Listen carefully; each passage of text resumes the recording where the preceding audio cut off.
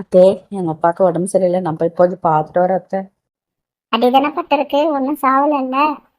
நாளைக்கு இல்லை நாளைக்கு மறுநாள் போய்க்கலாம். வீட்டில் இருக்கிற வேலையெல்லாம் போய் போ. போட்ட வேலை அப்படி அப்படியே கிடக்கு. அத்தே, இப்படி எல்லாம் பேசாதீங்க அத்தை. இங்க பாரு, சாமான் தேய்ச்சிட்டு வீடு வாசலெல்லாம் பெருக்கிட்டு மாப் போட்டுட்டு துணி துவைச்சிட்டு சமையல் பண்ணி முடிச்சுட்டு தண்ணியெல்லாம் எடுத்து வச்சுட்டு துணியெல்லாம் எடுத்து மடிச்சு அயன் பண்ணி வச்சுட்டு அதுக்கப்புறம் வேணும்னா நீ உன் அப்பனை பார்க்க போ. அத்தே, என்னத்தை இப்படி பேசுறீங்க? மனசாட்சியே இல்லாம. அப்படி தாண்டி பேசுவேன், வீணா போனவளே. என் பொண்ணு ஃபோன் பண்றாளே, என்ன எத்தனை இருக்க எங்க காலையா வந்துடும்மா. அழகுமா அழகுமா, இப்பவே வந்துடும்மா, உடனே வந்துடுறம்மா தங்கமே, உடனே வந்துடுறேன். அத்தை, இது கொஞ்சம் கூட நியாயமே இல்லை அத்தை.